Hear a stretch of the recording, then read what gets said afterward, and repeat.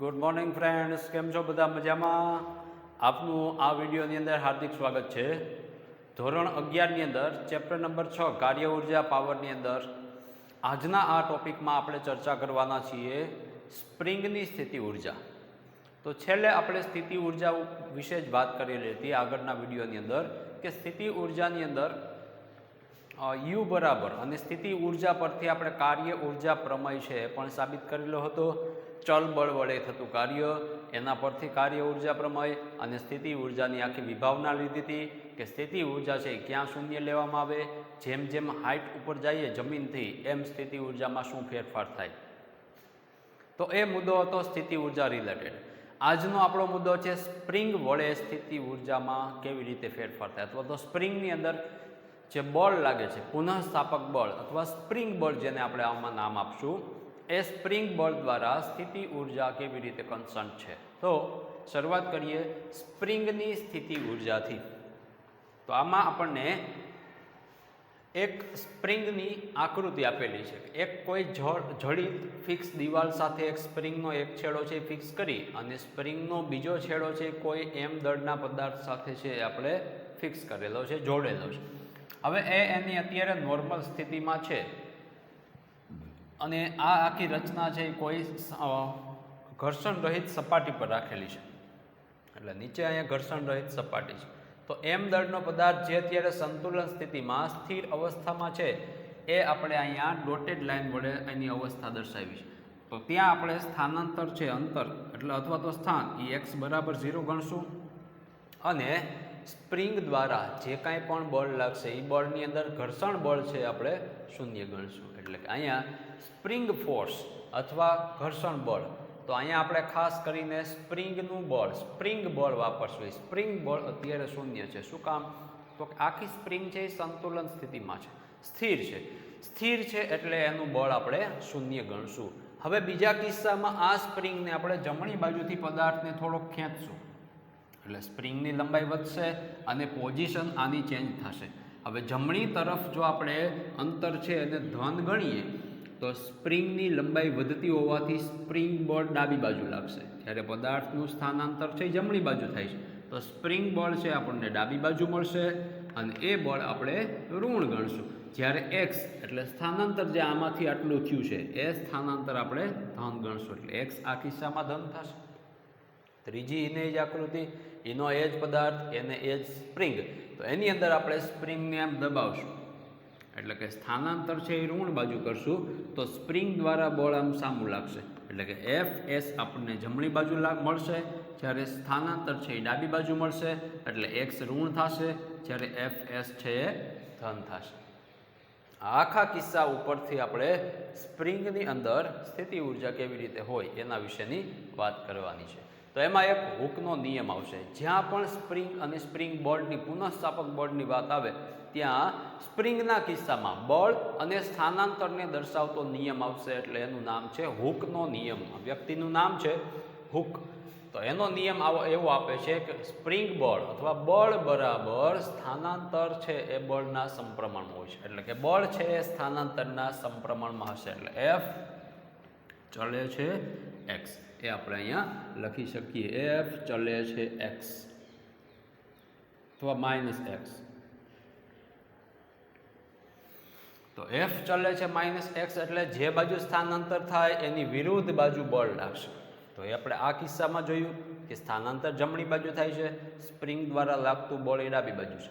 અહીંયા સ્થાનાંતર ડાબી બાજુ થાય છે તો સ્પ્રિંગ બળ આપણને જમણી બાજુ એરા વડે દર્શાવ્યું છે એ પ્રમાણે મળે છે. એટલે બંને એકબીજાની વિરુદ્ધ દિશામાં છે, એટલે આપણે લખી શકીએ રિલેશન કે બળ એ સ્થાનાંતરના સમપ્રમાણમાં તો છે જ પણ વિરુદ્ધ દિશામાં. તો આના પરથી આપણે આ સમપ્રમાણતાની નિશાની દૂર કરીએ તો ત્યાં આપણે એક અચળાંક મૂકેલો છે કે નામનો. એ કે છે એ અચળાંક છે જેને આપણે સ્પ્રિંગ અચળાંક કહેશું. અને આ કે ઉપરથી બે MCQ પૂછાય છે કે જો કેનું મૂલ્ય મોટું હોય તો સ્પ્રિંગ છે એ કડક હશે અથવા અક્કડ હશે, એક પ્રકારની કડક સ્પ્રિંગ હશે. જો કેનું મૂલ્ય નાનું હોય તો સ્પ્રિંગ છે નરમ હશે. તો નરમ સ્પ્રિંગ ક્યારે હોય અને સ્પ્રિંગ છે એ કડક ક્યારે હોય એનો આધાર છે કેના મૂલ્ય પર છે. કે મોટો તો સ્પ્રિંગ છે એ કડક, કે નાનો મળશે અચળાંક તો સ્પ્રિંગ છે નરમ હશે. ત્યાર પછી સ્પ્રિંગની જ્યારે લંબાઈમાં ફેરફાર થાય છે, વધારો થાય છે, દાખલા તરીકે આ પોઝિશન આપણે જે બીજા કેસમાં લીધી એમાં પદાર્થ સ્થાનાંતર કરે છે એ એક્સ એમ જેટલું, મેક્સિમમ ધારો કે સ્થાનાંતર આટલું થાય છે, તો સ્પ્રિંગ બળ વડે આ જે બળ લાગે છે એના દ્વારા કેટલું કાર્ય થશે? તો કાર્ય W બરાબર આ 0 પોઝિશને હતી સ્પ્રિંગ, એમાંથી આપણે એક્સથી એક્સ મેક્સિમમ સુધી લઈ ગયા, સ્થાનાંતરને આપણે એક્સ એમ જે ગણીએ, એક્સ એમ જેટલું સ્થાનાંતર છે. આ સ્થાનાંતર એક્સ એમ જ છે પણ એ ઋણ બાજુ છે, માઇનસ એક્સ એમ. તો 0 થી એક્સ એમ સુધી આવા એફ ઇન્ટુ ડીએક્સ નો આપણે સરવાળો કરીએ એટલે કાર્ય બરાબર આપણને ખ્યાલ છે કે બળ ગુણાકારમાં સ્થાનાંતર થાય. તો 0 થી એક્સ એમ સુધી સરવાળો કરીએ એફએસ ગુણ્યા ડીએક્સ, તો એ આપણને જવાબ આપશે એફએસ ગુણ્યા ડીએક્સ. કાર્ય અહીંયા એફએસની જગ્યાએ આપણે શું મૂકી શકશું? તો કે માઇનસ કે એક્સ, તો minus k into x, dx તો હતું જ, બાકીનું બધું એમનામ. હવે આપણે સંકલન કરવાનું થાય. આ સંકલનનું મેં ડાયરેક્ટ સ્ટેપ લખેલું છે કે કે અચળ છે, માઇનસ કે બહાર રાખીએ, એક્સનું એક્સની સાપેક્ષે જ સંકલન છે એટલે ઘાતમાં એકનો વધારો થાય. અત્યારે એક ઘાત છે, એક ઘાત વધારવાની એટલે 2 ઘાત, અને વૈધી હોય ટોટલ જે ઘાત આવે એ છેદમાં મૂકવાની. પણ એક્સની જગ્યાએ આપણે એક્સ એમ મૂકવાનું થશે જ્યારે લિમિટ લખશું ત્યારે. એટલે આપણને ફાઇનલ W મળશે minus k x M square by 2 અથવા હાફ કે એક્સ એમ સ્ક્વેર અથવા માઇનસ હાફ કે એક્સ સ્ક્વેર. આ છે સ્પ્રિંગ બળ વડે થતું કાર્ય, એટલે કે એફએસ વડે થતું કાર્ય છે. આ કાર્ય આપણે ગ્રાફની અંદર મળતા ક્ષેત્રફળ પરથી પણ મેળવી શકીએ. તો આપણને એક અહીંયા ગ્રાફ આપેલો છે. આ ગ્રાફની અંદર બળ વિરુદ્ધ સ્થાનાંતરનો ગ્રાફ છે, સ્પ્રિંગ બળ વર્સિસ સ્થાનાંતર, અને આપણને ગ્રાફની લાઈન કંઈક આ પ્રમાણે મળે છે. એ ગ્રાફમાં બળ છે એ માઇનસ કે એક્સ પ્રમાણે એટલે કે હુકના નિયમ અનુસાર છે, જ્યારે ગ્રાફની અંદર અહીંયા સ્થાનાંતરની અક્ષ સાથે ઘેરાતું આ ક્ષેત્રફળ છે, એ ક્ષેત્રફળ આપણને કેટલું મળશે? તો કે કાર્ય કેટલું મળે છે? Minus k x M square by 2. તો અહીંયા પણ ક્ષેત્રફળ છે એ minus k x M by 2 જેટલું મળશે. તો આ આપણને કાર્ય આપશે, થયેલું કુલ કાર્ય. આવી વસ્તુ આપણે અગાઉ પણ જોયેલી હતી કે ભાઈ કાર્ય છે એ મેળવવા માટે આપણે ક્ષેત્રફળ મેળવવું પડતું હતું. આપણે ઉદાહરણની અંદર પણ તમે ગણેલું છે કે આ જ રીતે એક દાખલો હતો. હવે એનાથી આગળ જઈએ તો દાખલા તરીકે ઋણ સ્થિતિની વાત કરીએ તો ઋણ સ્થિતિમાં એક્સ સી વડે સ્થાનાંતર જો દર્શાવીએ તો એક્સ સી લેસ દેન 0 છે. 0 એટલે કે 0 થી નાનું એટલે કે ઋણ છે. તો એક્સ સી લેસ દેન 0 હોય એવા સ્થાનાંતર માટે સ્પ્રિંગ બળ વડે થતું કાર્ય છે એ અહીંયા જમણી બાજુ મળશે.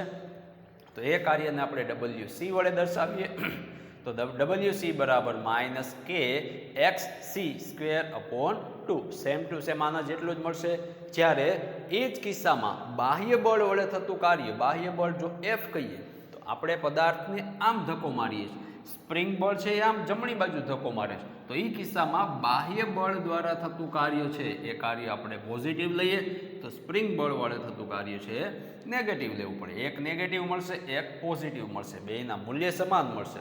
એટલે કે એક્સ સી સ્ક્વેર અપોન 2 એ બાહ્ય બળ વડે એટલે કે આપણે કરેલું કાર્ય છે, આ છે એ સ્પ્રિંગ દ્વારા પદાર્થ પર થયેલું કાર્ય થશે. આવી રીતે શરૂઆતથી અંત સુધી જો આપણે કાર્ય ગણવું હોય એટલે કે પ્રારંભથી અંતિમ સુધી જો આપણે કાર્ય ગણીએ એટલે કે ટોટલ આ એક્સ ધન છે ત્યાંથી લઈ અને છેક અહીંયા સુધી, તો આ કાર્ય આપણને કેટલું મળશે એ ગણતરી કરવાની હવે વાત આવે છે. અને એક્સ આઈ કહીએ અને એક્સ એફ કહીએ. પ્રારંભિક સ્થાનથી અંતિમ સ્થાન સુધી થતું કાર્ય, એ કાર્યને WS કહીએ કારણ કે સ્પ્રિંગ દ્વારા થશે કાર્ય. તો એ કાર્ય આપણને માઇનસ મળશે, માઇનસ ઇન્ટિગ્રેશન એક્સ આઈ થી એક્સ એફ કે એક્સ ઇન્ટુ ડીએક્સ. એટલે એ કાર્ય આપણને આગળ મળતું તો એ જ પ્રમાણે મળશે કે એક્સ ઇન્ટુ ડીએક્સ પ્રમાણે. તો આનું આપણે સંકલન કરીએ તો પહેલું સ્ટેપ આવશે માઇનસ છે એટલે પહેલું સ્ટેપ બની જશે k x i square by 2 minus k x f square by 2. હવે આ બંને સ્ટેપ દાખલા તરીકે અહીંથી લઈ શરૂઆત કરી પદાર્થને આ બાજુ ખેંચી પાછો મૂકી દેશો એટલે સ્પ્રિંગ દ્વારા અહીંયા આવશે અને પાછો અહીંયા પહોંચશે એટલે આખો એક સાયકલ બનશે. જ્યાં શરૂઆતમાં પદાર્થ હતો ત્યાં ને ત્યાં પાછો પહોંચે એટલે એને આપણે ચક્રીય પ્રક્રિયા કહેશું. અને ચક્રીય પ્રક્રિયામાં પ્રારંભિક સ્થાન અને અંતિમ સ્થાન બંને સ્થાનો સરખા હશે. તો આ કિસ્સામાં થયેલું કાર્ય xi બરાબર તમે xf મૂકો એટલે બંને પદ સમાન થાય, બે વચ્ચે તફાવત છે એટલે એ બાદબાકીમાં બંને સમાન હોય તો 0 થઈ જાય. માટે આપણને ws બરાબર 0 મળશે. શું કામ?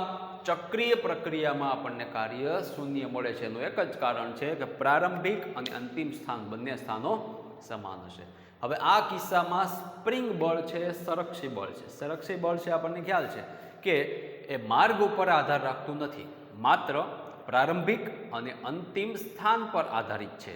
તો એવા બળને સંરક્ષી બળ આપણે કીધું છે. તો સ્પ્રિંગ બળ પણ એક સંરક્ષી બળનું ઉદાહરણ છે કે જેમાં માત્ર પ્રારંભિક અને અંતિમ સ્થાન પર આધાર રાખતું હોય. બીજું, સ્પ્રિંગ સંતુલન સ્થિતિમાં હોય એટલે પહેલી પોઝિશનની જો આપણે વાત કરીએ, સંતુલન સ્થિતિમાં હોય ત્યારે એની સ્થિતિ ઉર્જાને આપણે 0 ગણીએ. અત્યાર સુધી આપણે સ્થિતિ ઉર્જા 0 છે એ જમીન પર લીધેલી છે, પણ ત્યાં પદાર્થ સંતુલનમાં હોય એટલે.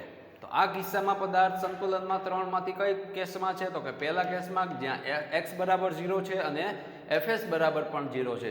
તો એ કિસ્સાની અંદર આપણને સ્થિતિ ઉર્જા આપણે 0 ગણીએ તો v નું સૂત્ર આપણે અગાઉ જોઈ ગયા. સ્થિતિ ઉર્જા v બરાબર kx²/2 થાય છે. kx²/2 કારણ કે સ્થિતિ ઉર્જા છે એ કાર્ય ઉપર આધાર રાખે છે અને કાર્યનું સૂત્ર આપણી પાસે છે kx²/2. હવે આના પરથી આમાં બંને બાજુ આપણે dx વડે ફેરફાર કરીએ તો -dv/dx. હકીકતમાં આ કાર્ય છે -dv/dx બરાબર -k × x થશે, કારણ કે -k × x આપણે અગાઉ લીધું છે બળ ગુણ્યા સ્થાનાંતર. એટલે કાર્ય બરાબર અહીંયા કાર્ય આપણે સ્થિતિ ઉર્જાના સ્વરૂપમાં લઈએ છીએ અને અહીંયા છે બળ લઈએ છીએ હકીકતમાં. તો કુલ યાંત્રિક ઉર્જા આપણને મળશે 12kxm² ઇક્વલ ટુ કુલ ઉર્જા બરાબર ગતિ ઉર્જા વત્તા સ્થિતિ ઉર્જા. તો સ્થિતિ ઉર્જા આપણી પાસે છે 12kx² અરે વત્તા ગતિ ઉર્જા થઈ 12mv² બરાબર આપણને કુલ યાંત્રિક ઉર્જા મળશે 12kxm². એટલે મહત્તમ યાંત્રિક ઉર્જા.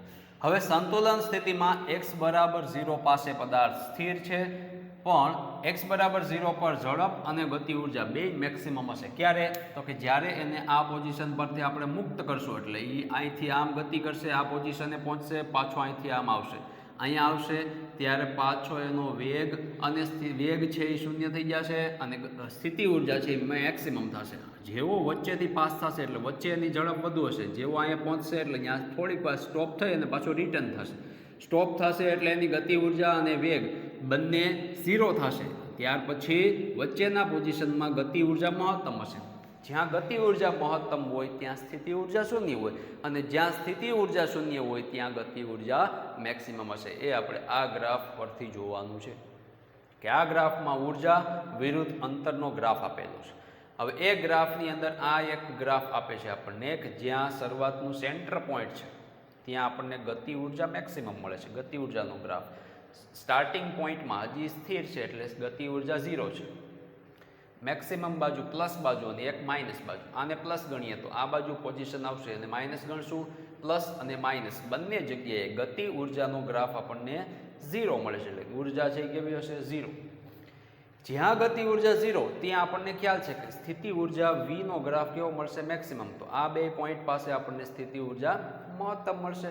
પણ જ્યાં ગતિ ઉર્જા મેક્સિમમ છે ત્યાં સ્થિતિ ઉર્જા કેવી મળે છે? 0. એટલે આ ગ્રાફ નીચેની બાજુ આવે છે અને સૌથી ઉપરની આ આડી લાઈન છે, સમક્ષિતિજ લાઈન જે x અક્ષને સમાંતર છે, એ આપણને મળે છે કુલ ઉર્જા, યાંત્રિક ઉર્જા કે જે E બરાબર આપણે k + v લઈએ છીએ. તો એના પરથી આપણે કહી શકીએ કે સંતુલનની સ્થિતિમાં સેન્ટર પોઈન્ટ પાસે જ્યારે પદાર્થ પહોંચશે ગતિ કરતો કરતો એટલે દોલન કરશે એ દરમિયાન, તો ત્યાં એની ઝડપ અને ગતિ ઉર્જા બંને મેક્સિમમ હશે. તો આ પ્રમાણે 12mv maximum square equal to 12kxm² થશે, કારણ કે ત્યાં સ્થિતિ ઉર્જા છે 0 હશે.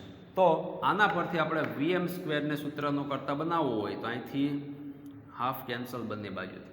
vm² m છે k/m થઈ જશે, VM² પરથી VM ગોતવો હોય તો વર્ગમૂળ કરીએ એટલે આ વર્ગ નીકળી જાય, આનું વર્ગમૂળ થઈ જાય એટલે √K/m ઇન્ટુ બાદની બાજુ XM આવશે. અને આ K/m છે એનું પરિમાણ એટલે કે એનું MLT છે એ તમને T-2 જેટલું મળશે, મતલબ કે 1/second² જેટલું મળશે. એનો એકમ છે એ તમે 1/second² લખી શકશો.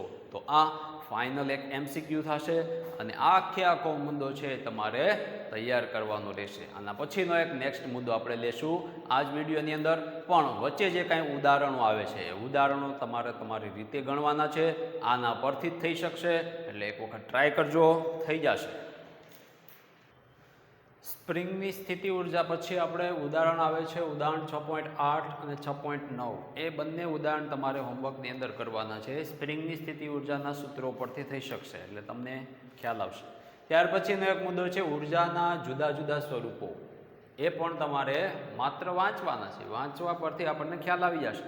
હવે ઉર્જાના કયા કયા પ્રકારના સ્વરૂપો હોય, વિદ્યુત ઉર્જા હોય, ઉષ્મીય ઉર્જા હોય, ઘર્ષણ દ્વારા જે ઉષ્મીય ઉર્જા ઉત્પન્ન થાય છે એ થાય, રાસાયણિક ઉર્જા છે, ન્યુક્લિયર ઉર્જા છે, દળ અને ઉર્જાનું એકબીજામાં રૂપાંતર થાય છે. એ ઉર્જાઓના પ્રકારો આપણે વાંચી અને શીખી શકશું, એટલે એ હોમવર્કની અંદર તમારે કરવાનું છે.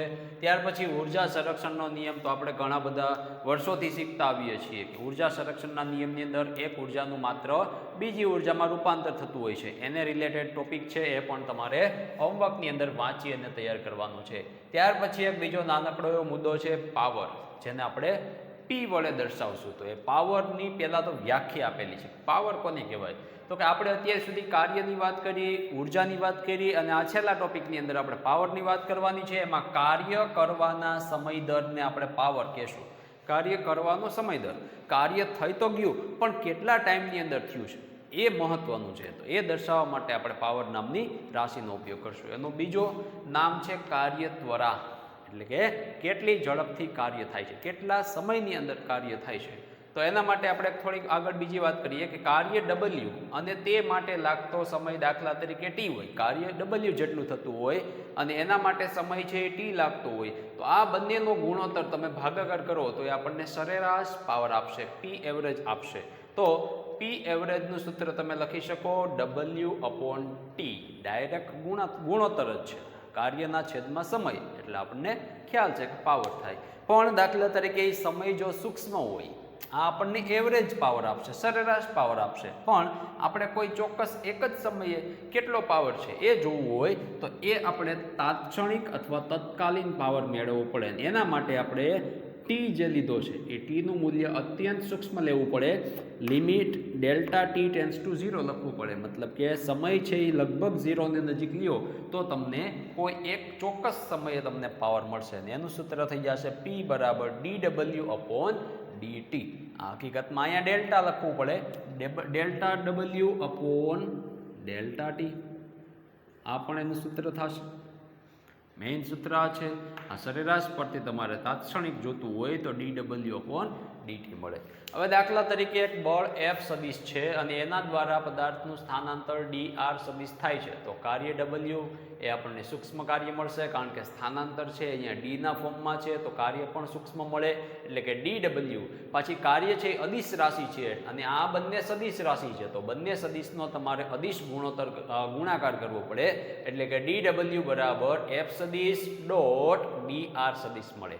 પણ dW ના પરથી આપણે પાવરના સૂત્રમાં જવું હોય તો આપણને ખ્યાલ છે કે dW/dt કરવું પડે. તો આ સમીકરણમાં બંને બાજુ આપણે dt વડે ભાગીએ તો dW/dt બરાબર આપણે તાત્ક્ષણિક પાવર P લખી શકીએ. તો P બરાબર આ જમણી બાજુ મળશે F સદિશ .dr સદિશ /dt. પણ અહીંયા જે ફેરફાર છે એના છેદમાં જ આપણે ફેરફાર લખીએ એટલે dr સદિશ /dt. r/t, r એટલે સ્થાન છે, સ્થાનાંતર છે, સ્થાનાંતરના છેદમાં સમય એટલે આપણને ખ્યાલ છે એ વેગ આપશે. તો આ F સદિશ .v સદિશ એટલે કે બળ ગુણાકારમાં વેગ એ પણ આપણને પાવર જ આપે છે. તો પાવરનું બીજું સૂત્ર F × v. પાવરનું પહેલું સૂત્ર કાર્યના છેદમાં સમય, બીજું બળ ગુણ્યા વેગ, પદાર્થનો વેગ, એ પણ તમને કાર્ય આપશે, પાવર આપશે. પાવર છે અદિશ રાશિ છે, જેમ કાર્ય અદિશ છે એમ પાવર પણ અદિશ રાશિ છે. એનું પરિમાણ છે તમને આપેલું છે M1, L2 અને T-2 એનો એક એસઆઈ એકમ છે. એકમ આપણે યાદ રાખવા પડશે. MCQ ની અંદર પૂછાય છે કે એસઆઈ એકમ છે જેમ્સ વોટના માન પરથી વોટ WATT કેપિટલ W છે તમારે પાવરનો એકમ લખવાનો છે. 1 વોટ એટલે કેટલું થાય તો કે 1 વોટ બરાબર 1 જૂલ પ્રતિ સેકન્ડ થશે. બીજો એકમ આપણે એનો હોર્સ પાવર લઈએ છીએ, 1 HP લઈએ છીએ હોર્સ પાવર. તો 1 HP બરાબર કેટલા વોટ થાય તો કે 746 વોટ. તો આ પણ એક MCQ થશે અને એ પણ તમારે યાદ રાખવાનું છે. ત્યાર પછી આ હોર્સ પાવર એકમ છે આપણે જનરલી વાહનો અને મોટર બાઇક અથવા તો જે આપણી મોટરો હોય છે, પાણી માટેની જે મોટર હોય છે એના કાર્યક્ષમતા દર્શાવવા માટે આપણે હોર્સ પાવર એકમ વાપરીએ છીએ. એના માટે વોટ વાપરતા નથી. પણ 1 હોર્સ પાવર બરાબર 746 વોટ થાય છે. હવે એક બીજું ઉદાહરણ આપ્યું છે, 100 વોટનો બલ્બ. આપણી ઘરે ઓલા પીળા લેમ્પ છે આવેલા હોય, પીળા લેમ્પ 100 વોટનો બલ્બ હોય. એ 100 વોટનો બલ્બ છે અને તમે 10 કલાક સુધી ચાલુ રાખો તો એ કેટલી ઉર્જા વાપરશે એનું આપણે કેલ્ક્યુલેશન કરીએ તો કે 1 કિલોવોટ અવર જેટલી ઉર્જા વાપરશે.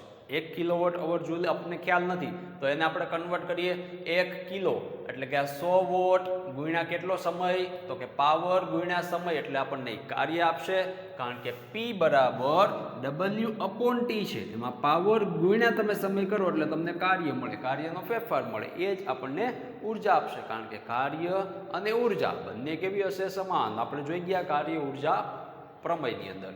તો 100 વોટ ગુણાકારમાં 10 કલાક એટલે આ 1000 વોટ ઇન્ટુ અવર થાય. 1000 ને આપણે કિલોમાં દર્શાવીએ તો 1 કિલો વોટ અવર ઉર્જા થશે, જે આપણે અહીંયા આગળ લખેલું છે કે કેટલી ઉર્જા વપરાશે તો કે 1 કિલો વોટ અવર. આ એકમ ઉર્જાનો એકમ છે, પાવરનો એકમ નથી. કિલો વોટ અવર એ ઉર્જાનો એકમ છે. ત્યાર પછી 10³ વોટ અવર, આનું આ જ છે 1000 વોટ અવર. એને આપણે અવરને બદલે સેકન્ડમાં ફેરવીએ તો આ 1000 એટલે કે 10³ વોટ અને 1 કલાકને આપણે સેકન્ડમાં ફેરવીએ તો કેટલી થાય તો કે 3600 સેકન્ડ થાય. 1 કલાકની 3600 સેકન્ડ. તો 3600 ગુણાકારમાં 10³ એટલે આને આપણે ઘાતમાં ફેરવીએ તો પોઈન્ટ અત્યારે 3600 પછી છે. 1 2 અને 3 સ્ટેપ તમારે ડાબી બાજુ આવવું પડે એટલે 3.6 થાય. 3 સ્ટેપ તમે ડાબી બાજુ આવ્યા એટલે જવાબ ઘટાડ્યો છે. 3 સ્ટેપ જવાબ ઘટે છે એટલે ઘાત છે 10³ સ્ટેપ વધશે એટલે કે પ્લસ થશે. તો આની 10³ અને આની 10³ બેયનો વચ્ચે ગુણાકાર છે એટલે બંને ઘાતનો સરવાળો થાય એટલે કે 10³ પ્લસ 10³ એટલે 10⁶ અને જવાબ થઈ ગયો 3.6 × 10⁶. આન્સર આવશે વોટ ઇન્ટુ સેકન્ડ. અને વોટ ઇન્ટુ સેકન્ડ આપણને ખ્યાલ છે કે હમણાં જ આપણે અહીં લખ્યું કે વોટ ગુણાકારમાં સેકન્ડ કરી નાખો એટલે જવાબ તમને જૂલ મળે. તો આ છે જૂલની અંદર જવાબ છે. આ પણ એક ઉર્જાનો એકમ છે એટલે 3.6 ગુણાકારમાં 10⁶ જૂલ છે એ ઉર્જા થાય. કોને રિલેટેડ તો કે 1 કિલો વોટ અવરને અનુરૂપ ઉર્જા થશે. તો આ મુદ્દાની અંદર આપણે અહીંયા સુધી રાખશું. આના પછીનો જે એક્ઝામ્પલ આવે છે, ઉદાહરણ છે, ઉદાહરણ તમે ગણી નાખજો. બાકીનો છેલ્લો મુદ્દો છે આપણે આના પછીના નેક્સ્ટ વિડીયોની અંદર લેશું. આવજો.